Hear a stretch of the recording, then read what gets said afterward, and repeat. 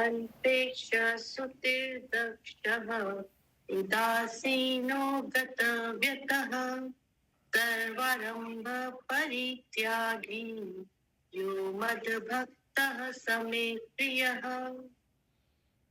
यो न हृष्यति न द्वेष्टि न सोष्टि न काङ्क्षति शुभाशुभ परित्यागी भक्तिमान्यः स मे प्रियः समः शोस्त्रो च मित्रे च तथा मानापमानयोः शीतोष्ण सुख दुःखेषु समः संग विवर्जितः तुल्य निंदा स्तुतिर्मौनी संतुष्टो येन केनचित् अनिकेतः स्थिरमति भक्तिमान् मे प्रियो नरः ये तु धर्म्यमृतमिन्दम् योक्तं पर्युपासते श्रद्धानामत परमा भक्ता अस्ते अतीव मे प्रियः। हाँ जी, मोना जरा पढ़ो हिंदी इसकी। हाँ जी। जो पुरुष आकांक्षा से रहित बाहर भीतर से शुद्ध चतुर पक्षपात से रहित दुखों से छूटा हुआ है वह सब आरंभों का त्यागी मेरा भक्त मुझको प्रिय है। जो ना कभी हर्षित होता है ना द्वेष करता है ना शोक करता है ना कामना करता है तथा जो शुभ और अशुभ संपूर्ण कर्मों का त्यागी है वह भक्ति युक्त पुरुष मुझको प्रिय है। जो शत्रु मित्र में मान अपमान में सम है तथा सर्दी गर्मी और सुख दुख आदि द्वंद्वों में सम है और आसक्ति से रहित है। जो निंदा स्तुति के समान समझने वाला मननशील और जिस किसी प्रकार से भी शरीर का निर्वाह होने में सदा ही संतुष्ट है और रहने के स्थान में ममता और आसक्ति से रहित है वह स्थिर बुद्धि भक्तिमान पुरुष मुझको प्रिय है। परंतु जो श्रद्धा युक्त पुरुष मेरे परायण होकर इस ऊपर कहे हुए धर्म में अमृत को निष्काम प्रेम भाव से सेवन करते हैं वे भक्त मुझको अतिशय प्रिय हैं। हाँ जी, हर्षा जी आप इंग्लिश पढ़िए इसकी।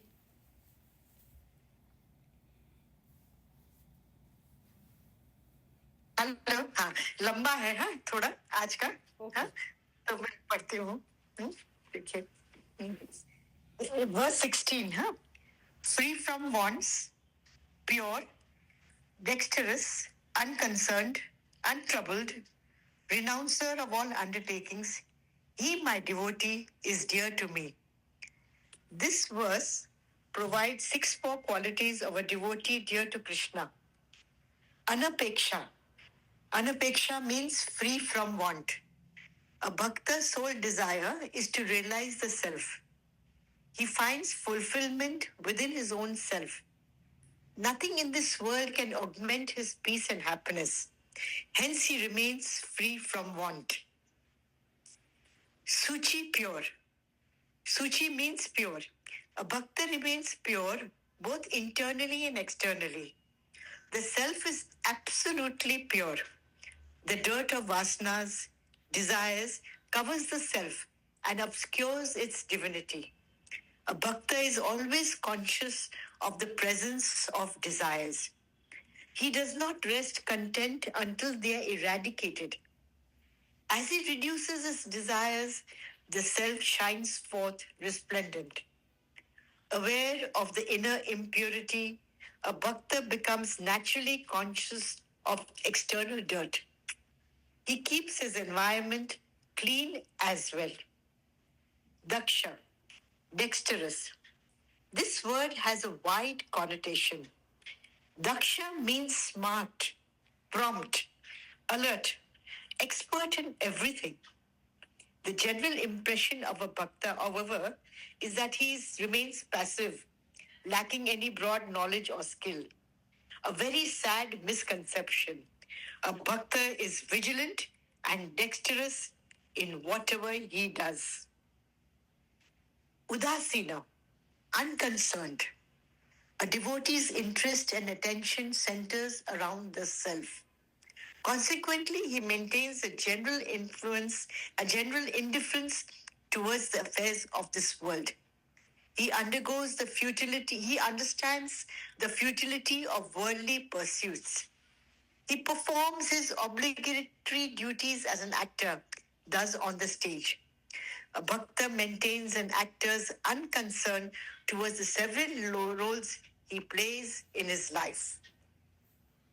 A bhakta maintains an actor's unconcern towards the several roles he plays in his life. Gata Vyatha, untroubled. The human mind is replete with desires. It remains ever disturbed by worries of the past and anxieties of the future. A bhakta's mind, however, rests in the thought of the self alone. He entertains only the desire to realize the self. He has no worries or anxieties pertaining to the world. He remains untroubled. Sarva Arambha Parityagi, renouncer of all undertaking, not having the egoistic notion. I have commenced this, I am responsible for achieving this. Renouncing the arrogating attitude towards any of his activities. From time immemorial, activities flow continually in this world. An individual's activity is a mere drop in the flow. His contribution becomes insignificant in the total actions in the world. A divine scheme seems to hold the entire world together. Failing to understand this, one arrogates an undertaking to oneself. A bhakta perceives the totality, considers his part as a spoke in the wheel of life. For example, the design of a modern car is only a product of the past contributions from innumerable engineers and artisans. A bhakta recognizes this fact. He considers his contribution as just a continuation of other people's efforts. Thus, he renounces the arrogant notion of having started any undertaking all by himself. He understands the play of the totality. Verse 17. He who neither rejoices nor hates, nor grieves nor desires, renouncer of good and evil, he who is full of devotion is dear to me. Here the Lord presents 5 more qualities. Na rishyati, na dveshati, na soshati, na kanshati, does not rejoice, does not hate, does not grieve, does not desire. These 4 qualities indicate a bhakta's inner state. He remains ever engrossed in the Supreme Self. This renders him indifferent towards his past, present, or future in the world. Reveling in the self, he finds nothing in the present world to rejoice or hate. His past does not cause him any grief, nor does he desire anything for the future.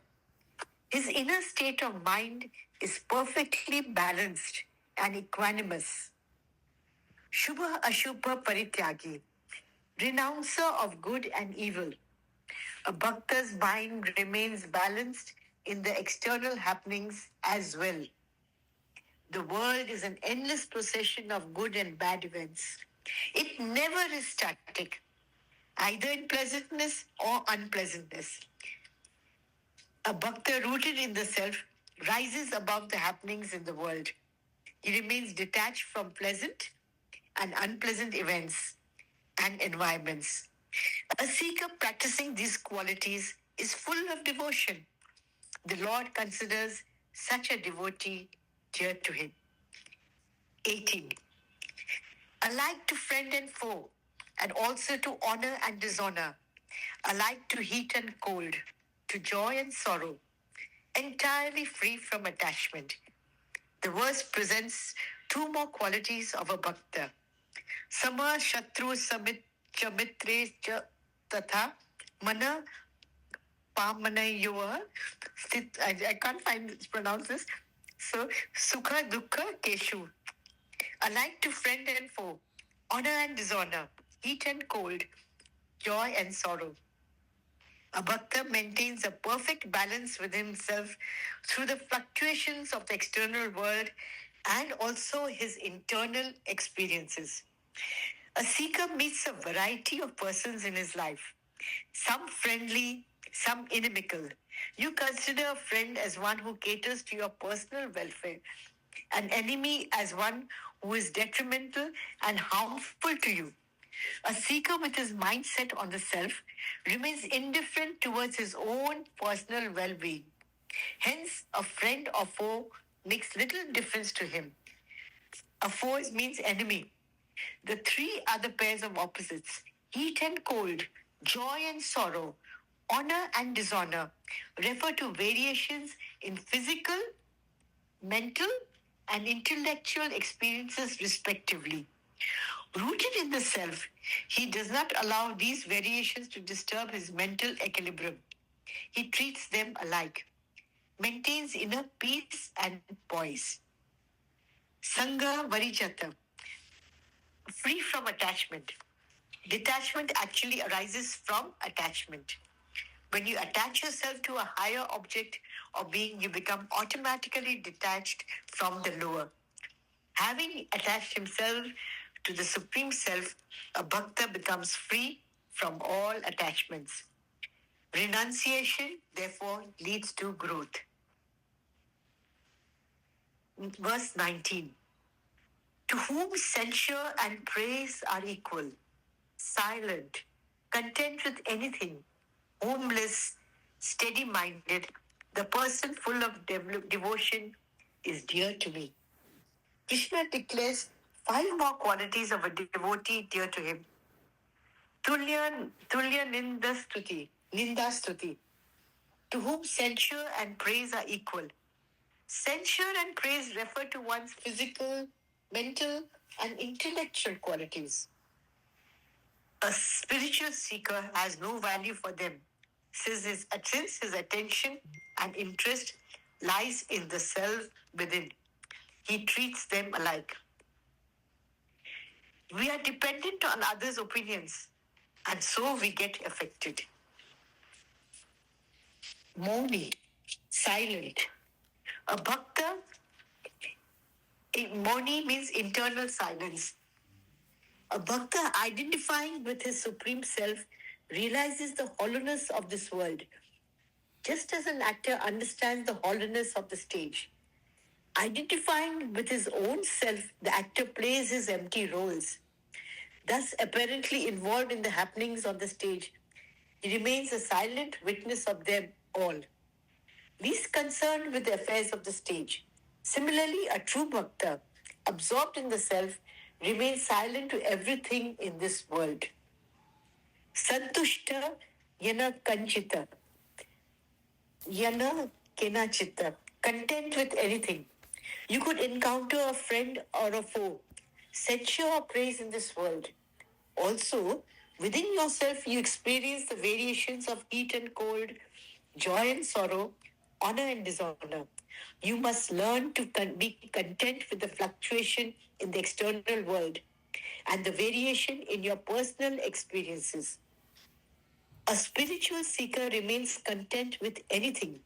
He is therefore totally self-sufficient. Aniketa, homeless. Home represents all your possessions like wealth, property, family. Your possessive attitude towards them causes you suffering and sorrow. Being homeless means developing a dispossessive attitude towards your possessions. Drop your clinging attachment to them. Mentally renounce the mindness in them.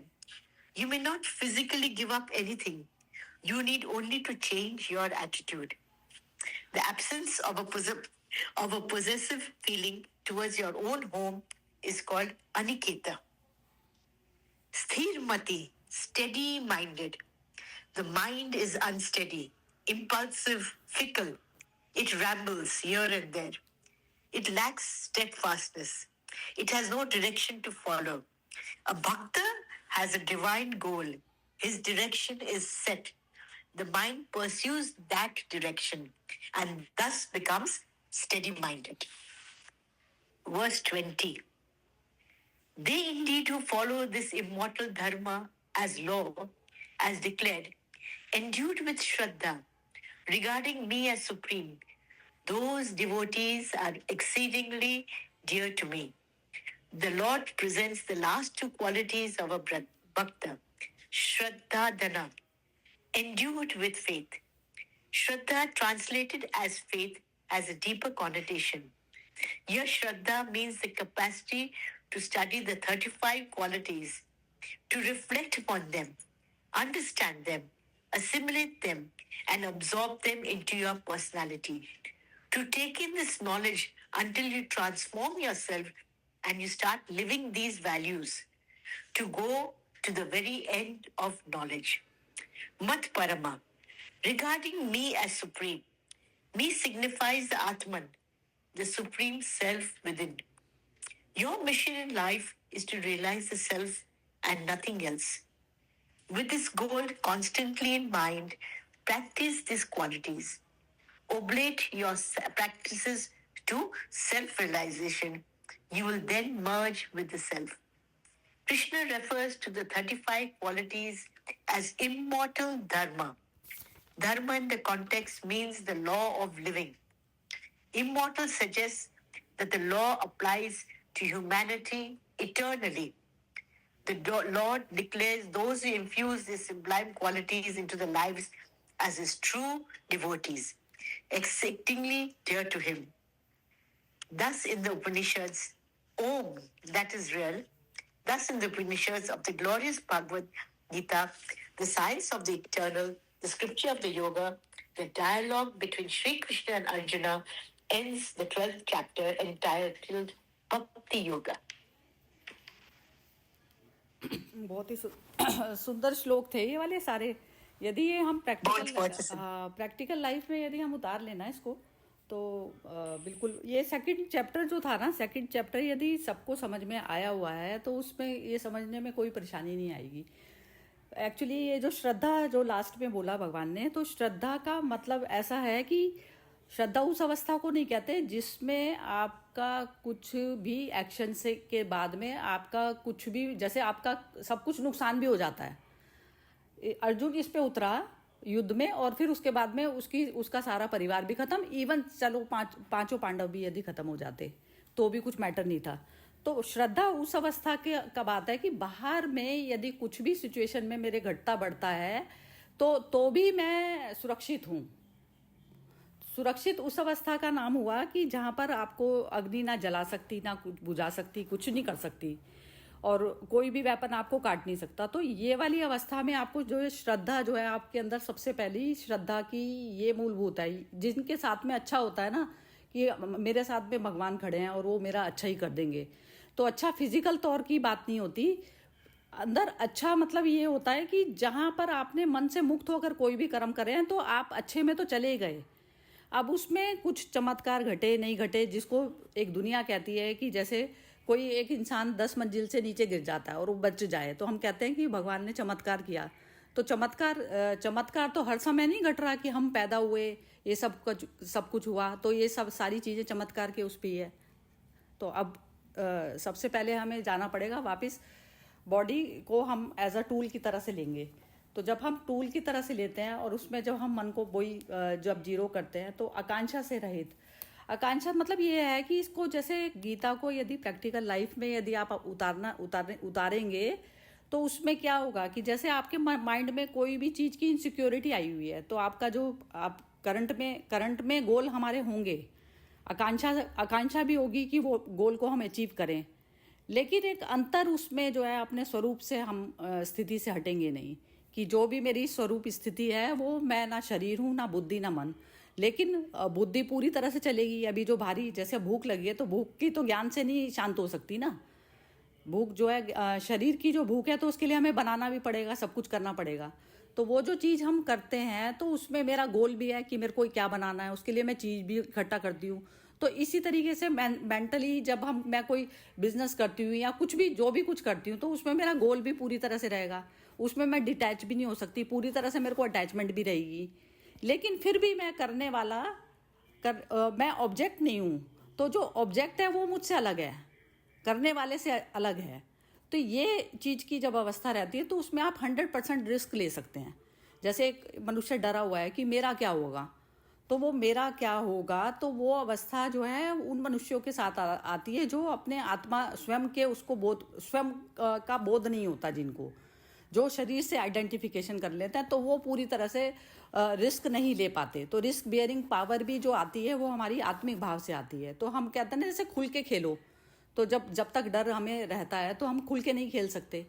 तो अब जब field में मैं उतरी हूँ, तो अब उसमें अब जब मैं कुछ ये कहा कि जैसे सामने मेरा कोई ऑपोजिशन वाला कोई खड़ा है, अब मैं उसको बोलूं कि ये तो जो है मेरा ऑपोजिशन वाला है, तो इसके साथ तो राग द्वेष उसके साथ बनाने में क्या होगा।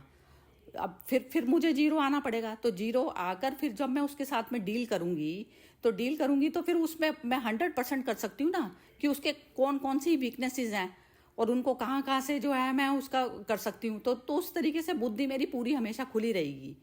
तो लेकिन वो मेरा कुछ भी नहीं बिगाड़ सकता। मैं तो सेफ उसमें हूँ, सेफ जोन में हूँ, हमेशा परमानेंट सेफ जोन में हूँ। ये अवस्था मेरी हमेशा रहनी चाहिए, जब यदि मैं आत्मा भाव में रहने के लिए मतलब कोशिश मेरी चल रही है, साधना वह है कि मैं आत्मा भाव में रहना चाहती हूँ। तो अब उसमें क्या होता है कि बाहर का जो शत्रु है, लेकिन शत्रु भी अंदर से शत्रु नहीं है ना, क्योंकि मेरे को उससे कुछ नहीं है ना। मेरे को तो राग द्वेष है नहीं, क्योंकि मैं चैतन्य हूँ, तो चैतन्य की कोई रिक्वायरमेंट नहीं, कोई डिमांड नहीं। लेकिन बाहरी तौर पर मेरे को डील करना है उसके साथ में, तो अब मैं अंदर शत्रु भाव करके नहीं करूँगी, मैं उतनी एनर्जी उसमें बर्बाद नहीं करूँगी। तो अब उसको कैसा रिस्पॉन्स करना है मैं वैसा करूँगी। तो शत्रु और मित्र दोनों खत्म हो जाते हैं, क्योंकि उसको दोनों से ही कुछ भी लेना देना नहीं है। लेकिन फिर भी मेरे को डीलिंग जो है करनी है, तो उसमें मेरा जो है जो भी मेरे को जो फायदेमंद जो लगता है तो मैं उससे करूँगी, और जो मेरे को वैसा लगता है खराब, तो उसमें मेरा स्वतंत्र निर्णय हुआ ना। तो ये अवस्था मतलब ये है कि ये जो गीता की जो श्लोक है, हम एप्लीकेशन यदि अपने ऊपर करते हैं तो हम हल्का बनकर और जीरो होकर और हम इस तरीके से डिसीजन कर सके। क्योंकि उस समय जो है सिर्फ प्रेजेंट होता है मेरे पास में, ना पास्ट है ना कुछ। पास्ट से मैं कुछ उठाती हूँ एक्सपीरियंसेस कि सामने वाला मनुष्य है, इसके अंदर ये वाली परेशानियां हैं, तो इसको मेरे को कैसे। और फ्यूचर में क्या है कि फ्यूचर के हिसाब से मैं जो भी कुछ कार्य करती हूँ तो वो मेरे को फ्यूचर के लिए ही कर रही हूँ ना। तो वो दोनों चीज़ें मेरे लिए ज़रूरी हैं। वो मतलब वो भी चीज़ मुझे पता होनी चाहिए। गीता का मतलब ये नहीं है कि आप उस चीज़ से डिटैच हो जाएंगे, अटैच होकर भी डिटैच रहेंगे। अटैचमेंट के बाद भी डिटैचमेंट एक होती है। डिटैचमेंट मतलब ये है कि सब कुछ जो मैं करने वाला हूँ, करने वाला हमेशा अपने जो काम करने वाला है तो वो हमेशा अपने काम से अलग है। तो वो अवस्था जब मेरी रहती है तो ना तो मेरे लिए शत्रु होता और ना कोई मित्र होता, क्योंकि मैं जो है पूरी अवेयरनेस में जो है डील करती हूँ उनसे। तो उसमें जो है मतलब जो बिजनेस भी है ना, बिजनेस भी आपका फ्लरिश तभी करेगा जब आप शत्रु और मित्र में प्रॉपर तरीके से, जैसे अब युद्ध था तो युद्ध में वो कैसे जीते पांडवों पे सेना कम होने के बाद में भी किस तरीके से जीते, कि उनको पूरी हर तरीके से दुश्मन की पूरी तरीके से पावर का पता था। तो ऐसा नहीं है कि अपनी बुद्धि जो है एक तरफ पर रख देंगे, सारा डिटैच होके बैठ जाएंगे। मतलब ये है कि कोई भी सर्कमस्टेंसेस आपके ऊपर आके पड़े हैं तो आप हमेशा जो है आत्मा भाव में तो मतलब सुरक्षित हैं। लेकिन अब इस शरीर को भी बचाने के लिए, करने के लिए आपको 100% अपने इंद्रियों के सारे जो घोड़े हैं वो पूरी तरह खोलने पड़ेंगे, बुद्धि खुली रखनी पड़ेगी। ये नहीं कि भगवान आके कोई बचा लेगा, कर लेगा, कुछ नहीं। तो इसमें और ये जो जैसे जिस भी मान अपमान में सम है, शत्रु मित्र में वो है कि आपको अंदर से जो हल्कापन रहता है, तो हल्कापन आपको आगे की प्लानिंग करने के लिए सब, और ऑन द स्पॉट भी इंस्टेंट अपने डिसीजन जो आपने बनाए, प्लानिंग करी, उस चीज़ को बदलने के लिए भी, तो वो सब चीज़ों के लिए भी हमारा जो है उस पर रहना जरूरी है। आत्मिक भाव पर जब मनुष्य रहता है तो चलते चलते में मुझे पता चला कि ये जो है यहाँ से रास्ता जो है मेरे लिए खतरनाक है, मैं फ़ौरन अपना स्टेप बदल लूँगी। बोलते बोलते मैं फ़ौरन जो है अपने आप में यू टर्न ले जाऊँगी। तो ये जो स्पॉन्टेनियसली जैसे मुझे पता चलेगा ना कि यदि मैं अपने उसमें बिल्कुल चैतन्य में स्थित हूँ तो मुझे अब करंट में मेरे को अब क्या स्ट्रेटेजी लेके मैं चली थी, लेकिन अब मेरे को स्ट्रेटेजी बदलनी पड़ेगी, क्योंकि अब सामने जो है मुझे खतरा दिखाई दे रहा है। खतरा कैसा? बाहरी तौर का खतरा। आंतरिक तौर पर मैं सेफ हूँ, तो वो होता है आत्मा भाव। अब इसमें कह रहे हैं निंदा स्तुति को समान समझने वाला मननशील। मननशील मतलब ये है कि बुद्धि तो तुम्हारी पूरी तरीके से मनन भी करे, चिंतन भी करे, सब तरीके से करे, सब कुछ करे। और निंदा स्तुति से ऊपर तुम इसलिए उठे हुए हो कि तुमको फर्क नहीं पड़ता तुम्हारी कोई निंदा करे स्तुति करे, क्योंकि आप जीरो भाव पर जब आप हो गए हो तो आप जो भी कुछ कर्म करते हो तो आपने जब शून्य सेंटर से कर्म करा है तो आपको पूरा कॉन्फिडेंस है, क्योंकि आपने राग द्वेष होकर नहीं करा कर्म। तो इस कारण जो है निंदा स्तुति आपको कुछ भी परेशान नहीं कर सकेगी। चाहे आपका कर्म करने के बाद में उसका रिजल्ट कुछ भी होता है नहीं होता, तो उसमें कोई अच्छा बोलता है कोई बुरा बोलता है, तो उस चीज़ का आपकी सेहत पर कोई असर नहीं पड़ता। तो वो जो है स्थिर बुद्धि होता है। मतलब गीता ये है कि ये वाली यदि आप समझ लेंगे तो आप हर चीज़ में जो है ये वाली सारे जो श्लोक जो अप्लाई करेंगे, तो इसका मतलब ये होता है कि हर मोमेंट में जो है आप ढंग से जो है स्ट्रेटेजी बना सकते हैं। खुद आप जो है परेशान नहीं होते, बिल्कुल जीरो सेंटर से आप कर्म करते हैं, उसमें अपना पराया राग द्वेष का जो है भेदभाव नहीं होता। इस तरीके से जो है आप कर पाते हैं। और श्रद्धा युक्त मतलब परमात्मा की तरफ पर श्रद्धा नहीं, श्रद्धा इस बात में होती है कि जब आत्मा का कुछ भी नहीं बिगड़ सकता तो श्रद्धा उस वाली अवस्था में रखनी पड़ती है हमें कि कुछ भी नहीं पकड़ता। तो जो अहंकार को जो डर और वो सब जो लगा हुआ होता है, तो अहंकार को जीरो करने की तरफ पर जो भी हम जो कुछ करते हैं वो चीज़ जो है श्रद्धा कहलाती है। मतलब जब अहंकार, यदि कोई काम से हमारा अहंकार बढ़ रहा है तो वो हम मतलब श्रद्धा नहीं, अहंकार बढ़ने वाला कर्म पाप, और अहंकार को जीरो करना जो है वो पुण्य कर्म। तो वो जो श्रद्धा जो है, श्रद्धा उस तरीके से है कि मेरा बिल्कुल अहित होने पर भी मेरा हित ही है, तो उस अवस्था की जो है बात को श्रद्धा कहा जाता है इसमें। तो वो मतलब जीरो सेंटर पर जो आना होता है वो कह रहे हैं भगवान कह रहे हैं कि वो भक्त जो है मुझे अतिशय प्रिय है। मतलब बिल्कुल माइंड को जो आप जीरो की तरफ पर लेके जाते हैं, और अहंकार जो डरा हुआ है, कोई परेशान है, कोई निंदा स्तुति के चक्कर में फंसा हुआ है, तो उसको जो है आप अपने उसमें लेकर आएँ, जीरो करें माइंड को, क्योंकि ये सारे माइंड के विषय थे। अब माइंड को जब जीरो करेंगे तो वो आत्मा में प्रवेश कर जाता है, मतलब शांति वाली स्थिति। तो शांति वाली स्थिति से फिर जो है स्टार्ट होगा कर्म करना। जैसे भगवान ने 45 मिनट के लिए पॉज पे कर दिया गीता को, क्योंकि अर्जुन का हृदय जब तक शांत नहीं हो तब तक उसको कर्म मतलब उठाने के लिए नहीं कहा कि भाई अब तू देख ले जो तेरे को कर रहा है नहीं करना है। तो ये अवस्था जो है हमें पहले लानी पड़ती है कर्म करने से पहले। हाँ जी, चलिए अब कौन कौन बोलना शुरू करेगा? विनोद जी आप स्टार्ट कीजिए। वैसे तो श्रद्धा और बाकी काफी अच्छा समझा दिया है रीता जी ने।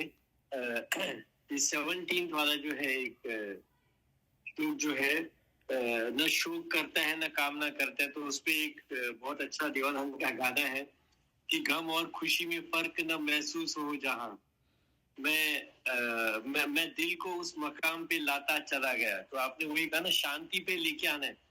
तो पहले मतलब जहाँ गम और खुशी में फर्क महसूस नहीं होता है वो स्थिति पे पहुंचते हैं। मतलब पहले मन को शांत कर रहे हैं, तो उसके बाद आगे फिर हमारा चित्त लगता है। तो ये हो गया। और उसके पहले अभी हर्षा जी ने जो पढ़ा था इंग्लिश वाला, उसमें वो 17th 18th का अर्थ कहा था कि एक्टर समझना है अपने आप को। मतलब कि जो भी हो रहा है हम एज ए एक्टर उस पर एक्ट कर रहे हैं।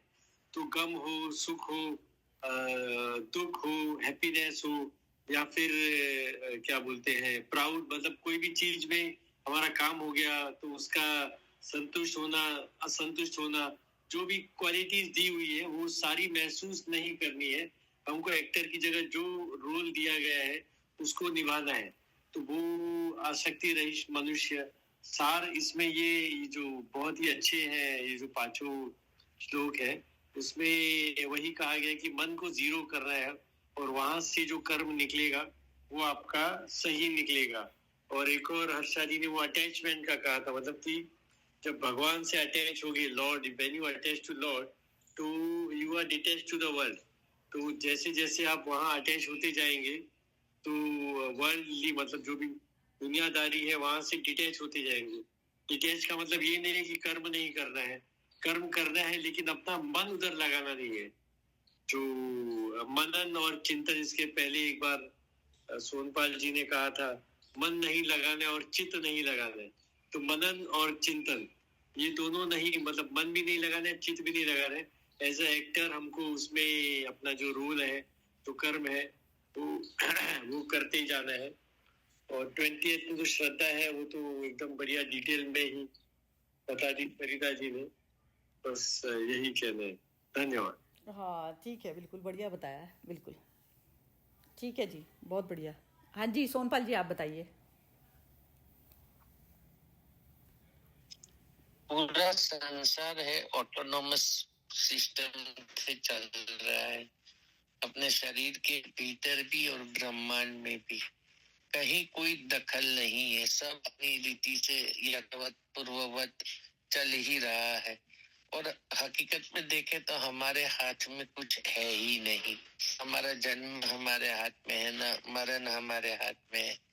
केवल साक्षी भाव, दृष्टि भाव और अपने मूल स्वरूप में रहने की स्थिति की प्रैक्टिस, बस यही एक हम करना चाहिए कि पूरा दिन मेरी स्थिति आत्म भाव में से टिकी रहे। जब हम किसी के व्यवहार में आते हैं, घर में या समाज में या बिजनेस में, तो उस व्यवहार दरमियान सामने वाले हमें उसको भले उनका तो कनेक्शन कट गया। हाँ जी हर्षा जी, मोना आप बोलो। अच्छा आ गए, आगे आगे आगे आगे। हाँ जी बोलिए। यही सामने वाले में भी वही परम तत्व है जो मेरे में है, और वो भी शरीर में अभी उसने जन्म लिया हुआ है और शरीर पे टिका हुआ है, लेकिन वो स्वरूप तो मेरे जैसा ही है। उसके भी जो स्वार्थ है या निस्वार्थता है, वो सबको नजरअंदाज करते हुए अपने मूल स्वरूप में जैसे हम स्थित है, ऐसे पूरी चेतना जगत की मूल स्वरूप में आ जाए, ये भावना के साथ सभी के साथ हमें व्यवहार करना चाहिए, ताकि हम हमारी शांति को बैलेंस कर पाए। हमारा टारगेट हमारे साथ रहते हुए मित्र परिवार को ब्रह्म ज्ञान देना या उसको आत्मस्वरूप की पहचान कराना कतई नहीं होना चाहिए, लेकिन वो भी वही स्वरूप है, ये तो हमारे ध्यान में हमेशा रहना चाहिए। तभी हम हमारे मूल स्वरूप में यथाशक्ति ज्यादा समय के लिए टिक पाएंगे। बस वही है जो आप हमेशा कहते हैं कि मन को शून्य पे ले जाना है, और जैसे समुद्र के वो मोजे निकलते हैं एक पल के लिए है, बाद में वो वापस समुद्र है। ऐसा हमारा ये जीना भी एक पल का है। हमारा मूल स्वरूप जो है वो आत्मा का है, जो शांत है, सौम्य है, प्रेम और करुणा से भरा हुआ है। हाँ जैसे मैं तो ऐसा समझती हूँ, जैसे लहर आ रही है तो वो वापस जा रही है ना, वापस उस पे, तो ऐसे ही है बस। विचार जगत की लहर बाहर आती है और फिर उसके बाद में अब विचार जब शून्य वाली अवस्था होती है तो हम सागर में बार बार मिलते हैं। तो सागर में मिले हुए ही रहें, और विचार जो आ रहे हैं बस उस समय भी विचार आते हुए भी ये अवस्था रहे कि मैं सागर ही हूँ। तो वो शांति पूरी तरह से जैसे मेरे सारे ही एक्ट पर छाने लग जाती है। तो उसमें जैसे इतना अभ्यास वगैरह भी करना नहीं पड़ता, क्योंकि आप वो वाली चित्त की अवस्था आपकी बिल्कुल शांत बनी रहती है, और बाहरी तौर के सुख दुख ये सब चीज़ें आती भी हैं तो आपको अंदर तक नहीं परेशान करके जाती। आया भी है, थोड़ी देर के लिए दुखी सुखी हुए, फिर उसके बाद में फिर नॉर्मल हो गए। तो वो मतलब उसी में रह नहीं जाते कि उसमें जो है बहुत टाइम के लिए जो है एक सुख जो है वो सुख में भूल गए कि सुख ही सुख बस हो गया, या दुख में बहुत ही भूल गए कि दुख भी बहुत लंबा चला। तो वो सब नहीं होता, बस क्षणभंगुर की तरह से जैसे रहता है थोड़ी सी देर, फिर उसके बाद में वापस जैसे लहर थोड़ी सी देर के लिए आई किनारे पर और फिर वापस चली गई। तो बस उतनी देर के लिए ही रहना चाहिए मेरे ख्याल से। मतलब बिल्कुल पानी की तरह से जैसे बस भूलते जाओ बार बार जगत को, और फिर उसके बाद में मतलब कुछ भी जो चीज़ है ना वो आपके अंदर, मतलब जैसे आकाश की ऊंचाइयों तक भी वह मनुष्य छू सकता है। मतलब जो कहते हैं ना, जैसे जो वृक्ष जितना ऊंचा होता है तो उसकी जड़ें कितनी ज़्यादा नीचे तक होती हैं। तो इस तरीके से जो है दृश्य वर्ग जो है मेरे साथ में, मतलब मैं उस तरीके से डील करूँ। शरीर मेरा कुछ भी कर रहा है, कहीं पे भी जा रहा है, मेरा मन जा रहा है, कुछ मैटर नहीं करती है, लेकिन मेरा जो है मूल जो है मेरा स्वरूप क्या है, तो मैं अंदर जो है अपने उससे जुड़ी हुई हूँ, अपने मूल तत्व से जुड़ी हुई हूँ। तो वो अवस्था रहनी चाहिए बस, तो उसमें बिल्कुल शांति रहती है हमेशा। जी मोना जी आप बताइए।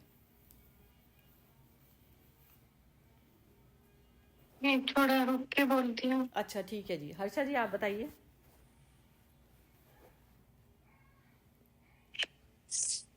इतना सुंदर इसका एक्सप्लेनेशन होता है तो मुझे लगता है कि काफी चीज क्लियर हो जाती है। और अभी जैसे हम जैसे बोलते हैं ना कि हम लोग जो भक्त होता है वो सच्चे संतुष्टमय स्थिति में इसलिए रहता है क्योंकि उसको बाहर एक दुनिया की आकर्षण डिस्टर्बेंसेस उसको हिला नहीं सकती है। तो एक्चुअली जो बोलते हैं ना ट्रू जॉय कंटेंटमेंट पीस, वो भी क्वालिटीज है भक्त का। और यदि डेली लाइफ में विवाद होता है, डिफरेंसेस ऑफ ओपिनियन होते हैं, तो हम कहाँ हिलते हैं। अभी जैसे कल हम लोग वर्ल्ड कप देखे तो वर्ल्ड कप इंडिया तो जीत गई, पर सूर्यकांत यादव जो कैप्टन थे उन्होंने एक्सेप्ट नहीं किया वर्ल्ड कप को। तो मेरा भाई से मेरा एक ऐसे ही डिस्कशन हुआ कि कपिल देव बोलते हैं कि you have to move forward in life. मैंने ये जरूर है कि हम लोग को नहीं वो मन में रखना चाहिए कि भाई मन में ये जो हुआ पाकिस्तान और पहलगाम अटैक, बट लाइफ में तो एक मूवमेंट फॉरवर्ड होना ही चाहिए और स्पोर्ट्स को और पॉलिटिक्स को अलग रखना चाहिए। अभी उसमें मेरा भाई बोलते हैं आप कैसे वो बोल सकते हो ऐसा है, इंडिया को तो खेलना ही नहीं चाहिए था ये मैच ये सब। तो अभी जैसे हम लोग गीता के स्टैंड में लेते हैं तो मुझे ऐसा ही लगता है कि विश्व परिवर्तन होएगा तभी तो शांति आएगी। और यदि हम लोग हमारे वेदनाओं को पकड़ कर ही रखेंगे तो शांति कहाँ से आएगी। तो सही बात है, we should not take the enemy for granted, but प्रेम जो होता है निस्वार्थ प्रेम, जहाँ में हम लोग वो स्थिति में रहते हैं कि हम लोग अफेक्ट बहुत नहीं हो सकते हैं, तो वो स्थिति यदि आएगी तभी तो विश्व परिवर्तन हो सकता है। Maybe I am wrong, but हम लोग जब गीता पढ़ते हैं, जब अध्यात्म के मार्ग में जाते हैं, तो थोड़ा मुझे ऐसा लगता है कि फॉरगिवनेस इज नॉट इजी। जो फॉल्सहुड का स्टैंड लिया है, Pakistan is a nation of falsehood, but हम लोग का जो गीता का जो सच है कि जब हम लोग एक स्थिति में रहते कि वी आर अनटच्ड, तो कप हाथ में लिया कि नहीं उसका मैटर ही नहीं करता है। He felt he had his own conviction, he didn't accept the cup, but that is his stand.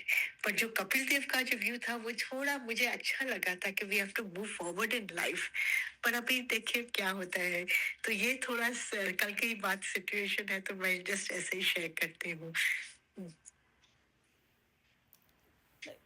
उसमें भी ना जैसे आप जैसे स्वधर्म पे आना पड़ेगा कि जैसे किसी को एक्सेप्ट करके मिलती है शांति, किसी को जो एक्सेप्ट नहीं करके शांति मिलती है। तो एक्सेप्टेंस भी हर जगह नहीं चलती।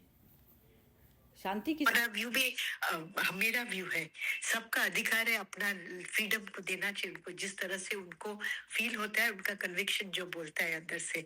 और देशभक्ति तो बहुत बड़ा एक वो है, सही बात है, बट इंसानियत के नाम से जब हम लोग मैच खेल रहे हैं, जब हमने कंसेंट किया कि अभी हमें मुझे खेलना ही है, तो फिर ये राग द्वेष का भावना थोड़ा अच्छा नहीं लगता है। बट वो मेरी व्यू है, again not imposing that way, you know.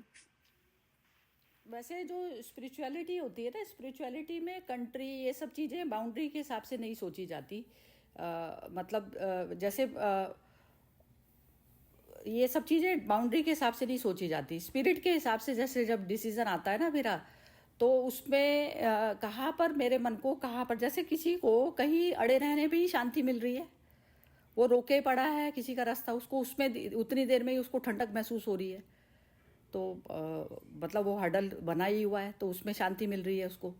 तो मेन जो है देखना पड़ता है कि जैसे आपका स्वधर्म आपको क्या बताता है, आपको किस चीज़ में है। जैसे कई बार होता है ना कि किसी ने कोई हीनियस क्राइम करा किसी ने, तो जो है हमारा जो है वो अंदर से माफ़ी नहीं देने का मन होता जैसे उसको, तो फॉरगिव तो मैंने नहीं किया, लेकिन मैंने उसके लिए फिर मेरा एफर्ट भी तो होगा ना कि उसको जो है वो चीज़ का उसको पता चलना चाहिए पे। लेकिन अंदर से मेरे को राग द्वेष नहीं है उससे कुछ भी, लेकिन जो उसने जो चीज़ करी है हरकत, तो उसको मेरे को जब तक मैं उसके लिए प्रयास करके उसको क्रिमिनल के उसमें जाकर और मैं नहीं करा देती, तो तब तक मुझे शांति नहीं मिलती है।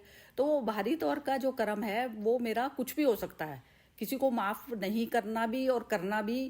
तो वो मुझे शांति किस चीज़ में है, तो शांति तो मेरा स्वभाव है, मैं पहले शांति में ही हूँ, लेकिन बाहरी तौर का जो एफर्ट है वो अलग अलग रहेगा, सबका वो अलग अलग रहेगा। तो ये भी। हाँ जी सोनपाल जी, आप क्या कह रहे हैं बताइए। अच्छा, क्रिकेट की बात है ना, तो हर बॉल में वो बच्चे जैसा रहना चाहिए। यदि आप ट्रूली क्रिकेट लवर हैं तो आपको शॉट्स में इंटरेस्ट आएगा, फील्डिंग में इंटरेस्ट आएगा, बॉलिंग में इंटरेस्ट आएगा, कैचिंग में इंटरेस्ट आएगा। और भले वो पाकिस्तान हो या इंडिया हो, जिसने भी शॉट अच्छे से मारा कवर ड्राइव, तो वो कवर ड्राइव का आप दीवाने हैं तो आपको बहुत अच्छा लगेगा कि क्या जबरदस्त मारा है उसने। तब भारत या पाकिस्तान रहता नहीं है। ऐसे क्रिकेट देखोगे ना तो बहुत अच्छा मजा आता है, क्योंकि उसमें आप क्रिकेट की झलक मिलती है। हार जीत वाले एटीट्यूड से, भारत पाकिस्तान वाले एटीट्यूड से देखोगे तो वही अटैचमेंट और राग द्वेष की भावना को हम पुष्ट करते हैं। यानी क्रिकेट भी एक जरिया बन सकता है मुक्ति का, यदि आप हर बॉल में एक बच्चे जैसी जिज्ञासा लेके कि हाँ आने वाला नया बॉलिंग है, क्या होगा, कैसा शॉट लगेगा, और फिर जो कैच होता है तो क्या कैच बनाया, ऐसा जो अंदर से उद्गार आता है ना, तो वो कैच तो किसने बनाया, भारत का है कि पाकिस्तान का है, वो तो जरूरत ही नहीं पड़ता है। ऐसे एकदम बच्चे भाव से, कुतूहलता से हम हर बॉल को देखेंगे तो क्रिकेट देखने में भी हमें परमात्मा की प्राप्ति हो जाती है। अरे देखने वाले को भी हो जाती है, खेलने वाले को भी हो जाती है। खेलने में भी यदि शॉट, यदि मैंने जीरो उस पे से करके मारा है ना, उस समय यदि मेरे को थॉट नहीं आया किसी के प्रति राग द्वेष का, तो उस टाइम मेरा शॉट 100% बढ़िया जाता है। ये जो होता है ना आपस में एक वैसा वाला कि उसको हराना है, उसको वो करना है, तो एनर्जी हमारी अननेसेसरी फ्लो कर रही होती है, बेमतलब के फ्लो कर रही होते हैं। तो यही तो चीज़ बता रहे हैं यहाँ पर भगवान गीता में, यही तो बता रहे हैं। तो उसमें जब जीरो सेंटर से जो करोगे तो उसकी तो बात ही और है ना, उसकी तो रौनक ही और है कुछ। हाँ जी अनामिका जी, आप बताइए। हाँ जी सरिता जी, इसमें मतलब मुझे तो मतलब ऐसे लगा कि कोई भी सिचुएशन होगी वो डिपेंड आप पर ही करेगी, या आप क्या डिसीजन लोगे एज अ क्रिकेट के ऊपर। मतलब मैं बोल रही हूँ कि ये मतलब उनका डिसीजन था कि उन्हें नहीं लेना है। अभी फॉरगिवनेस वाली बात भी आती, तो अगर अब सब जैसे इन्होंने बोला सोनपाल जी ने कि आप उसको गेम की तरह से लो, लेकिन मोस्ट ऑफ लोग भारत पाकिस्तान के मैच को वैसे नहीं लेते। लाइक मैंने भी कल देखा था मैच, तो उसमें उन्होंने नहीं लिया तो उन्होंने सिचुएशन पहले ही क्लियर कर दी थी कि भाई हमें उनके हाथ से नहीं लेना है ट्रॉफी, और वो हट गए उस चीज को बोलकर। तो अभी वो तो डेफिनेटली मतलब मुझे तो सही डिसीजन लगा जो भारतीय टीम का था, कि भाई उनको उसमें शांति मिल रही है, उन्होंने वो डिसीजन लिया। अगर कोई पर्सन गलत है तो हमें नहीं लेना है उसके हाथ से ट्रॉफी, हमें मैच खेलना था, खेला हमने, मतलब उन्होंने अपने टर्म्स पे मैच खेला। एंड सेकंड थिंग, जब आप डिसीजंस खुद लेते हो तो उसमें फिर अच्छा होगा बुरा होगा, आप कुछ भी फालतू का बैगेज लेके नहीं चलते हो, आप उसी क्षण मुक्त हो जाते हो। कोई भी सिचुएशन आपके सामने आती है, मतलब सिचुएशन के साथ आप जुड़ के नहीं चलते हो। मानती हूँ बोलना ये आसान है, लेकिन जब भी सिचुएशन मतलब आई और हमने किया है, तो अगर हमें ये ज्ञान है, अगर हम साक्षी भाव के बारे में जानते, साक्षी भाव को पहचानते, तो फिर हम उतना हिलेंगे नहीं, एक स्थिरता हमारे मन में आ जाती है, मुझे ऐसा लगता है। मतलब जो भी मैं एक्शन ले रही हूँ वो मैं उस चीज के लिए रेस्पॉन्सिबल हूँ, पूरी तरह 100% रेस्पॉन्सिबल जरा हूँ। कोई मुझे बताए ना कल क्या हुआ क्रिकेट में, मुझे कुछ पता नहीं है। अच्छा जी, कल इंडिया बुरी तरह सिचुएशन में थी, लेकिन तिलक वर्मा और शिवम दुबे, संजू सैमसन की वजह से हम लोग बाहर आए उस सिचुएशन से।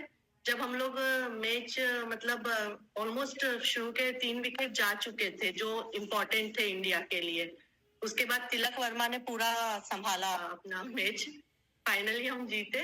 और उसमें उन्होंने पहले ही ये नकवी करके कोई है पाकिस्तान के पॉलिटिशियन, वो ट्रॉफी देने वाले थे, तो इंडिया ने पहले ही बोल दिया था कि हम अगर वो ट्रॉफी देंगे तो हम उनके हाथ से ट्रॉफी नहीं लेंगे। तो जब भी ट्रॉफी देने की बात आई तो नकवी ही खड़े थे वहां पर। उन्होंने बोला कि हमें आप दुबई के जो है शायद कोई अध्यक्ष वगैरह, उनके हाथ से दिलवाइए। तो इन्होंने बोला नहीं, तो नकवी ने क्या किया, वो ट्रॉफी और मेडल लेके वो अपने होटल चले गए। हाँ, ऐसा हुआ। ऐसा हुआ कर, अच्छा, तो उसमें मतलब बहुत रोमांचक मुकाबला था एक एक बॉल पे। तो हर्षा जी, आपकी आपका आपका क्या मानना था इसमें, जरा दोबारा बताना। इसमें क्या मानना था, मतलब ट्रॉफी लेनी चाहिए थी, नहीं लेनी चाहिए थी उन्हें?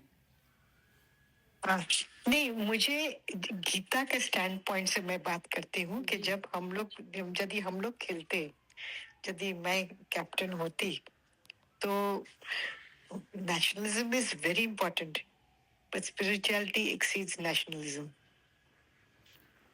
नहीं, ये जो वो था, वो तो ईगो, जैसे अब खेले हो और तुम जीते हो तो तुम्हारा तो वो राइट बनता है तुम्हारा को, चाहे कोई भी दे रहा है, चाहे बेशक सामने जो खड़ा है, वो कुछ मैटर नहीं करती वैसे तो चीज उसमें। उसके अपनी प्राइड पे लेने की तो कोई मैटर था नहीं वैसे देखा जाए तो। Yes, मेरा तो yes. यदि ये जैसे भी ने सुना ये इसके बारे में, तो मेरा तो ये स्टैंड है, बाकी बाकी बताएंगे सब। हाँ जी, विनोद जी आप बताइए जरा आपका क्या स्टैंड होता? हाँ जी, विनोद जी का म्यूट म्यूट है विनोद जी, आपका अनम्यूट करके बोलिए। आपका क्या स्टैंड होता सोनपाल जी, आप बताइए। अरे नकवी भी तो आत्मा है, मैं तो आनंद से ले लेता। मैं भी यही कह रही हूँ। मेरा भी यही था मानना, बिल्कुल यही। हाँ जी विनोद जी, आप क्या कहते हैं? नहीं मतलब वो क्योंकि वो लोग भी पॉलिटिक्स कर रहे थे ना।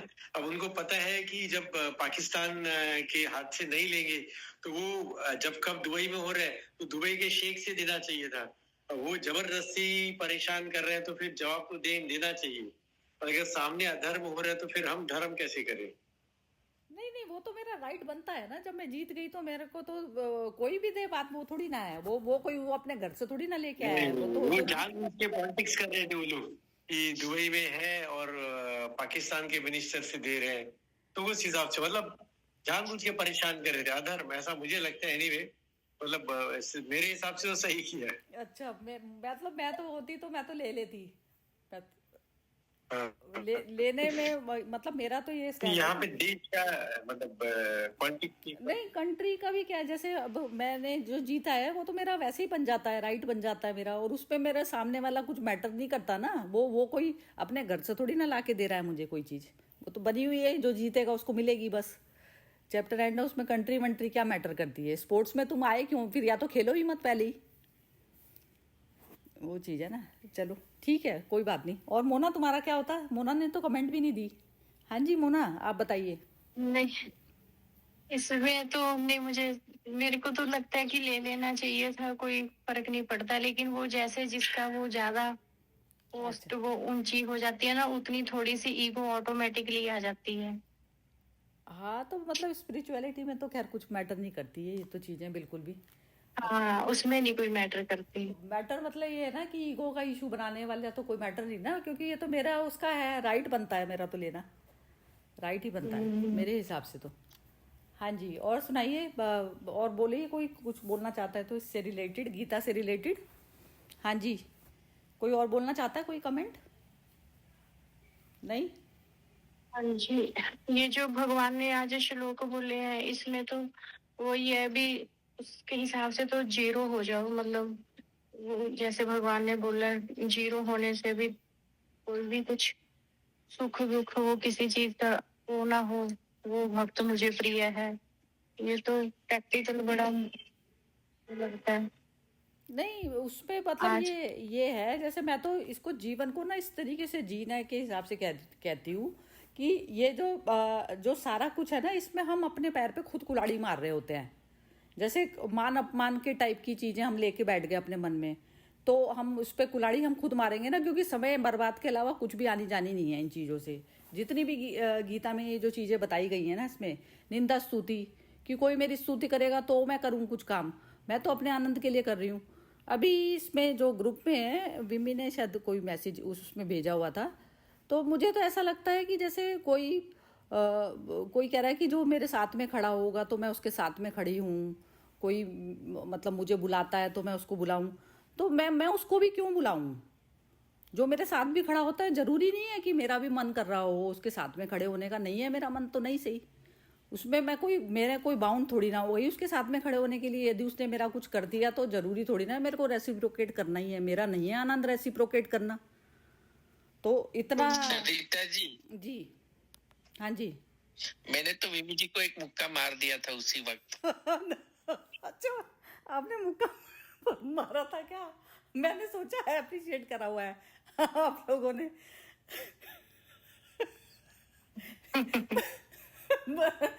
मतलब मुझे ये नहीं समझ में आता।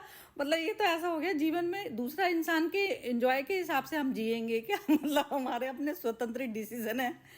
कोई हमारे से मिलना पसंद कर रहा है तो वो उसकी मर्जी है। मैं नहीं मिलना पसंद कर रही किसी चीज़ तो मेरी मर्जी। कोई उसमें कोई मतलब मैंने कोई अपनी सांसें किसी और के नाम पे थोड़ी ना लिख दी करके। तो मैं तो इस तरीके से जैसे पूरा जो गीता के जो श्लोक है ना इसमें कहीं पर भी मैं अपने मन से ही स्वतंत्र हूँ कि मन की मैं कठपुतली नहीं बनी हुई कि किसी ने मेरे ऊपर एहसान वहसान कराया है तो मैं उसको जाके उतारने जाऊंगी। किसी ने करा था तो वो उसकी मर्जी थी। मेरा नहीं उतारने का मूड है अभी किसी का, तो मैं नहीं उतार रही किसी का कोई एहसान वहसान। तो ये मतलब बिल्कुल स्वतंत्र। जब मैं मन के हाथों की कठपुतली नहीं रही तो मतलब जो कठपुतली नहीं रहा वो स्वतंत्र है बस। और वो उसके लिए ये सारे जो श्लोक हैं उसके ऊपर अप्लाई होते हैं ये सारे जो गीता के थे। हाँ जी। और किसी का कुछ कहने का वो है तो अनामिका जरा आप बोलो। हाँ जी अनामिका। मैंने जस्ट अभी देखा वो मैसेज, मैं भी उससे एग्री नहीं करती हूँ। क्योंकि और किसी ने पिक्चर रखी थी शेखर कपूर की, वो रूट्स वाली, बहुत बढ़िया पिक्चर थी, 1 घंटा 6 मिनट की थी। हाँ वो पूर्णिमा ने भेजी थी। अच्छा मेरी तो खुली नहीं वो। नहीं बहुत मजा आया, 1 घंटा तो अच्छे से निकल गया, बढ़िया एकदम। ये कुछ मैटर नहीं होती। ये तो चीजें मेरे को तो समझ में नहीं आई बिल्कुल भी। वो भी नहीं समझ में आया। और उनका जीआई के ऊपर थी स्टोरी और मतलब उसको प्रेजेंटेशन अच्छा किया था। शेखर कपूर की डायरेक्शन अच्छी है उससे। तो जीआई के बारे में था प्रोडक्ट्स, लेकिन थोड़ा पिक्चर फॉर्मेट में था। और अच्छा पता नहीं, मैंने तो देखी नहीं। उस पर देखनी पड़ेगी। यूट्यूब पे डालेंगे तो आ जाएगी वैसे। वो national geographic GI Shekhar movie करके। अच्छा मेरा इसमें पता नहीं, खुला नहीं मेरे पास तो। चलो ठीक है। विनोद जी ने देखी ना? किसने? विनोद जी ने देखी होगी। हाँ विनोद जी बताएंगे। हाँ जी देखी तो मैंने। वो तो उसको यूट्यूब पे डालेंगे। टीवी में भी चलती है, टीवी पे यूट्यूब। अच्छा बहुत आपने देखी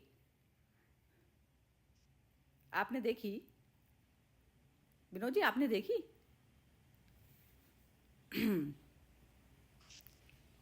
अच्छा विनोद जी बिजी हो गए क्या? चलो ठीक है।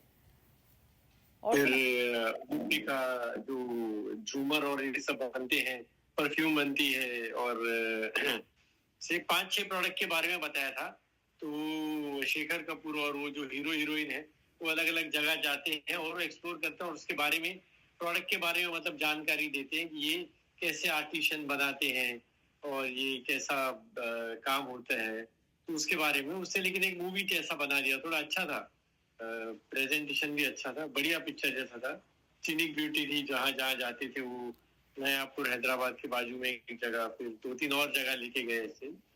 तो अच्छी पिक्चर है, 1 घंटे की है, मूवी अच्छी है। चलो देखेंगे फिर तो। चलो जी ठीक है, कल मिलते हैं फिर। और किसी को कोई और आगे कुछ बोलना है तो बोलिए, नहीं तो फिर खत्म करते हैं आज का। अच्छा कल ये कृष्णमूर्ति जी का है हाँ, कल मेरे भाई आ जाएंगे। अच्छा ठीक है।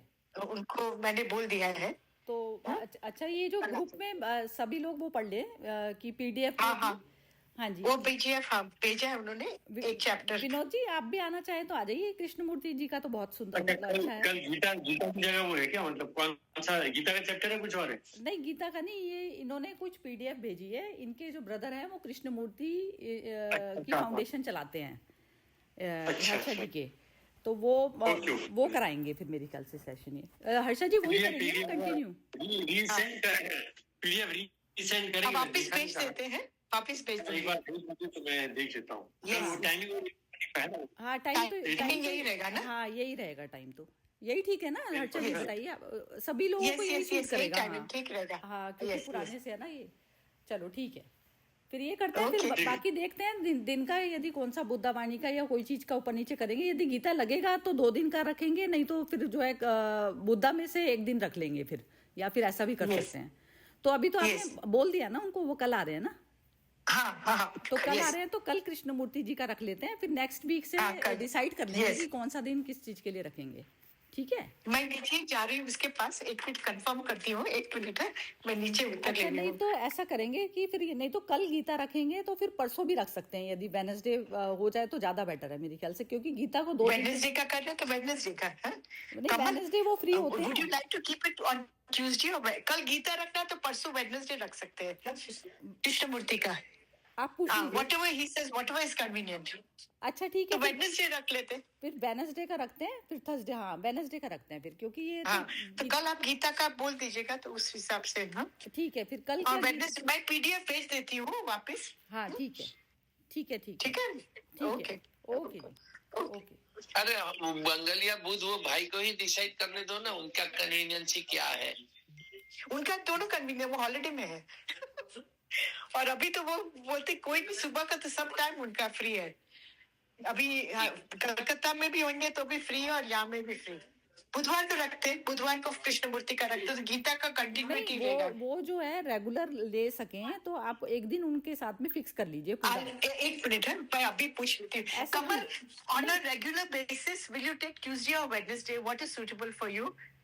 Everything is good, but it will depend on once I go back. हाँ, So I don't know how the no, but once a day you have to fix for Krishnamurti. So which day would you like to fix in the time? हाँ हाँ Yes, Wednesday. हाँ, Wednesday. हाँ, ठीक है। तो Wednesday ये मतलब हमेशा होंगे ना फिर कमल जी? हाँ, Wednesday, every Wednesday then you will conduct the class, no? हाँ ठीक है ना? हाँ, basically together. together, but every Wednesday, that is your responsibility. Wednesday we can 8:40 to 9:40, 1 hour. 1 hour you have to be there in the group. Yes, yeah, ठीक है, okay, yeah. चलो, नहीं वो फिर That's ना a मैं problem ऐसा already. करूंगी ना। हाँ, कुछ यदि उनको कुछ एक्टिविटी आ जाएगा सेंटर का तो शायद वो फिर कुछ रिट्रीट के लिए बाहर जाने वाले हैं, तब वो आपको बता देगा। हाँ तो कोई हाँ, बात नहीं, तो वो रिट्रीट का टाइम होएगा तब वो ना बोल देंगे, पर ऐसे बेसिक कलकत्ता में रहेंगे तो जरूर वो वहां से भी ठीक है, कंडक्ट तो ऐसा करेंगे। करेंगे ना, तो वो जब रिट्रीट के लिए बाहर हाँ, जाएंगे बुधवार तो का। तब फिर बुद्धावाणी कर लेंगे उनके पीछे, हाँ, क्योंकि कल क्या करेंगे हम लोग? कल तो गीता करते हैं, फिर गीता का 13 हाँ ठीक है, 13 चैप्टर ना अभी। चैप्टर करते हैं।